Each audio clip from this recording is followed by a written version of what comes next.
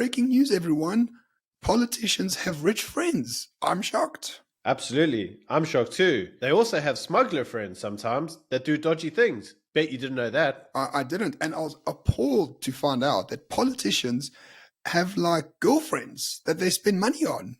I'm overwhelmed with shockness. So, I mean, overall, we were just shocked to find out that Paul Mashatile, the Deputy President of South Africa, has very rich friends who give him cash and allow him to use their houses, allegedly. This is just nothing but a hit piece by News 24 on the Deputy President of South Africa, Paul Mashatile, Byron. And I think you might agree with me here. Paul's personal life and how many girlfriends he has is none of our concern whatsoever. No, it isn't. So this is the news, ladies and gentlemen, that News 24 today have run numerous, and I do mean numerous, articles, all that are hit pieces around our Deputy President, Paul Mashatile. You may be asking yourself, why is that? Could it possibly be because Ramaphosa is no longer the darling of the ANC? And News 24 is trying to reaffirm or re-prop up the President of the Republic. Only way to re-prop up the President of the Republic is by downplaying the Deputy President. So based on the so-called evidence of the piece, and I use evidence very loosely, he is friends with Edward Sodi. Edward Sodi is a well-known entrepreneur who makes billions of rands over the course of the last 10 years for projects that never materialized. Apparently, he was responsible for the cholera outbreak in Pretoria somewhere. He was also responsible with Mashatile to not remove asbestos from houses in the Free State. Here, the classic case of the ANC entrepreneur. This entrepreneur is very good friends with Paul Mashatile, and according to the reports and allegations in News 24, Edward Sodi has a lot of property and Paul Mashatile uses them whenever he wants. Fine. Who cares? Like really, Byron, I don't see what the fuss is. You know what I'd really like to know? When is News 24 going to do a full expo on Cyril Ramaphosa? And where did he get all of his monies from? All of his BEE deals? All of the dodgy friends that he has? All of the white guys that usually stand up in suits behind him during his State of the Nation addresses? We all know which one that is. And what are they doing to fund the president? How is their funds being used to alter the shape of South Africa? What does that altered shape look like? And is it really true that it's white monopoly capital that's driving Cyril's decisions? I'd like to see News 24 break that news, wouldn't you? I would love to see that, Byron, because let's see what News 24 has said about Cyril. He's majestic. The New Dawn is great. He's a real reformer. He's a wonderful business person. He's a brilliant negotiator. And what we've come to find out, of course, all of that is false. The man is a complete and utter fraud. So where's the expose? Who is the real Cyril Ramaphosa? Will the real Cyril Ramaphosa please stand up? Who are his friends? Where does he keep his money? What does he spend it on other than Buffalo? And most importantly, how are his white entrepreneurs shaping the policy of this country, especially with the green energy bullshit that's coming out of the presidency more recently than before? That is a true news story. Everyone in the ANC is captured somehow. If you're captured by a local black entrepreneur, so what?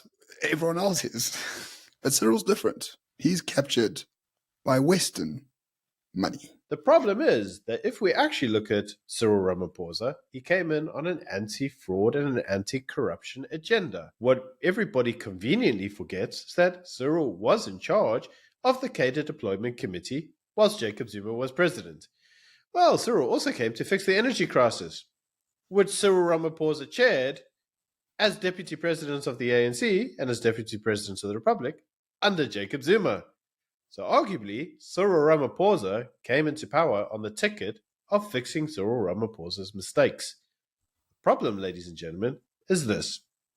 Cyril Ramaphosa came into power and adopted numerous policies that even the communists would blush at, such as EWC, NHR, taking away our firearms, and all the other crazy things. Lest we forget that Cyril also muted a policy of prescribed assets. He presided over numerous rating downgrades in the country. He presided over numerous state capture failings, such as, lest we forget, the 500 billion in COVID. The man has been responsible for more state degradation and capture than Zuma ever was. Yeah, but ironically now, News 24 was saying that Paul Mashatile is someone not to be trusted. Now, I've been a resident of Gauteng since the longest period of time. Paul Mashatile was in government here under Imbizima Shilowe, if I'm not mistaken, from 99 or 2000, somewhere around there. When that faction of the ANC was in charge of Gauteng, what happened? Solar geysers in Alexandria on all the shacks. The Gautrain was opened. The Ria Vaya bus station was opened. There was infrastructure development across Johannesburg and across Gauteng. The golden years of Gauteng were under the tutorship of Paul Mashatile and Imbazima Shilowa. So I don't see Paul Mashatile coming to take my farm away or trying to expropriate my farms. None of that stuff has come from Paul Mashatile. It has come from Cyril Ramaphosa. But News 24 wants you to believe Paul Mashatile is a bastard. Come now. That's an obvious hit piece. Let us remind ourselves of the saying, all politicians are scum. It just depends on the degree of scum, but they're all scum at the end of the day. Is Paul Mashatile that different from Jacob Zuma? Is he that different from Cyril Ramaphosa? Well, according to the news, yes he is, because he's a crook and Cyril's not. I, for one, would say this. Mr. Paul Mashatile, if you are watching Morning Shot, we will happily give you a platform to come on here and we will interview you and ask you pertinent questions on why you will be a better president than Cyril Ramaphosa and how you will reverse the decades of decline that Cyril has presided over. If you would like to take us up on this, we're always here. We're not the typical journos. We won't give you a hard time. We just want to hear what you have to say. And whenever you see a hit piece on a politician that's based on allegations and salacious rumors, it's probably bullshit, firstly. So shame on you, News 24, for publishing this as news in the first place. And secondly, Paul Mashatile, as Byron said, if you want an objective platform, just, come join us. We'll do it with absolute pleasure.